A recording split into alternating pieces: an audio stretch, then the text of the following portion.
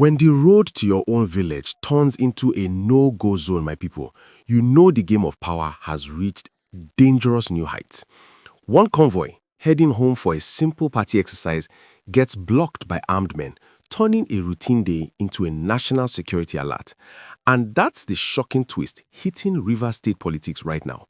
Yes, my people, gunmen blocked former Rivers Governor and ex-Transportation Minister Rotimi Amaechi from accessing his ward in Ubima, Ikwerre local government area, while he was heading for an African Democratic Congress ADC revalidation exercise. His convoy was intercepted along the route, forcing a dramatic standoff. In this episode, you get the full timeline of this ambush, the security and political rules at play, and what it means for everyday Nigerians watching if political space is now a battlefield ahead of 2027. Please like and subscribe to daily updates for accountability, because attention is pressure, and pressure can force clarity. Here is the breaking update dated March 6, 2026, from the roads leading into Ubima in Ikwerre LGA, Rivers State. According to eyewitness accounts and videos circulating widely, Amaechi's convoy was stopped by armed gunmen who barricaded the route to his ward. He was en route for an ADC membership revalidation exercise when the interception happened. No shots were fired in the reported footage, but the blockade was firm and deliberate. Security operatives later intervened, but the message was loud. That blockade alone sent shockwaves across rivers and beyond. But it comes on the heels of Amaechi's recent high-profile move into the African Democratic Congress after being endorsed by South-South ADC leaders for a possible 2027 presidential bid. Confusion is everywhere. Is this political thuggery to scare opposition figures, or a local security issue blown out of proportion? No arrests have been announced yet, and Rivers State Police Command is yet to issue an official statement.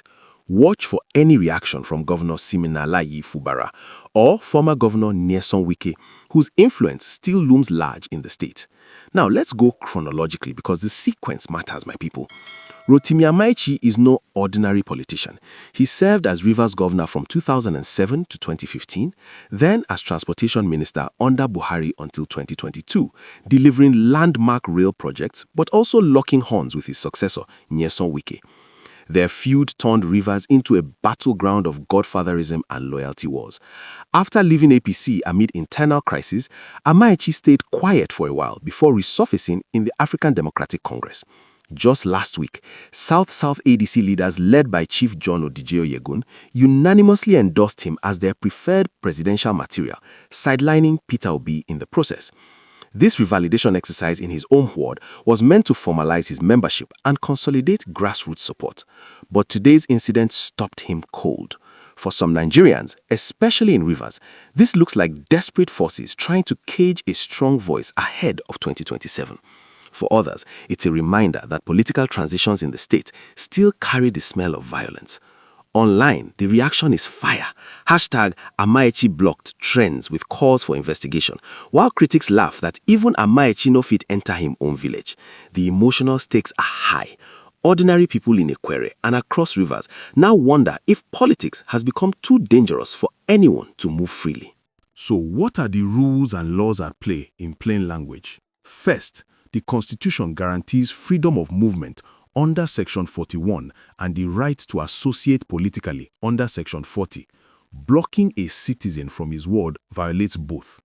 Second, the Criminal Code and Firearms Act criminalize unlawful blocking of roads or use of arms to intimidate.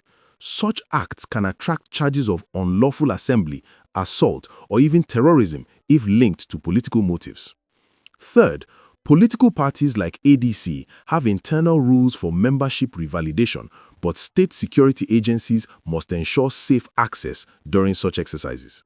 Fourth, governors and security chiefs have a duty under the Police Act to protect all citizens regardless of party affiliation, no selective protection.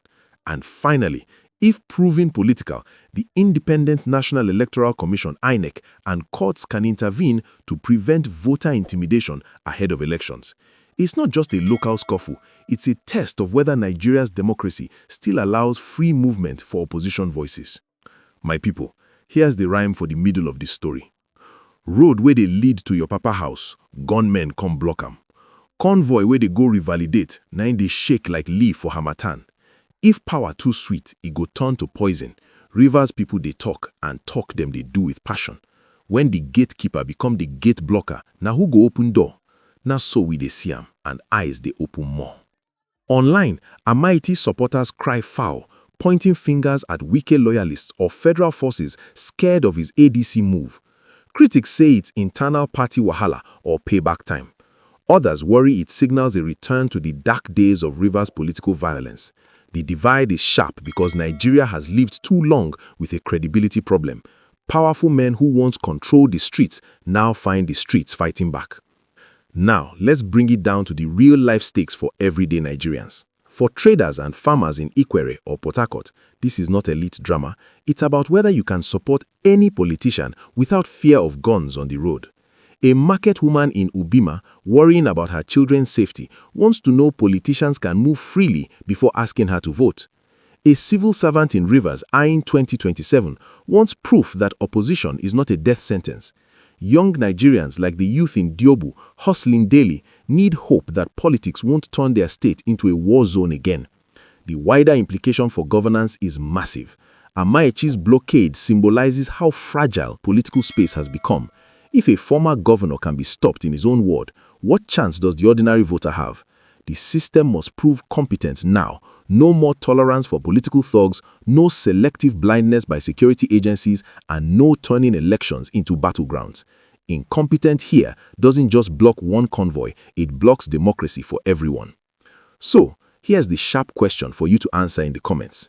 Should security agencies treat incidents like Amaechi's blockade as ordinary crime, or must they investigate them as deliberate political intimidation ahead of 2027?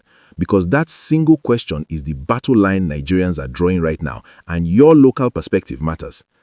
Around Ubima and Rivers State, residents are watching every convoy and every siren like a national scoreboard. Political observers and civic groups ask if this will be swept under the carpet or trigger real probes. Even transporters and small business owners near Ikwerre roads feel the ripple. Every blockade changes the atmosphere. People want peace, but they also want justice that looks real and fearless. Let's close with what is verified and what to watch next. Verified, on March 6, 2026, gunmen blocked former Governor Rotimi Amaechi's convoy from accessing his Ubima ward in Ikwerre LGA while he headed for ADC revalidation exercise. Verified, the interception happened along the route with no reported shootings, but the blockade was clear and deliberate. Watch points: official police statement and arrests, any reaction from Governor Fubara or Wike, whether ADC continues its exercise safely, and if this sparks broader investigation into political violence in Rivers. Final proverb, my people: when the road to your father's house is blocked by strangers, the real son must find another way, but the village must still ask who sent them. Subscribe to Daily Updates.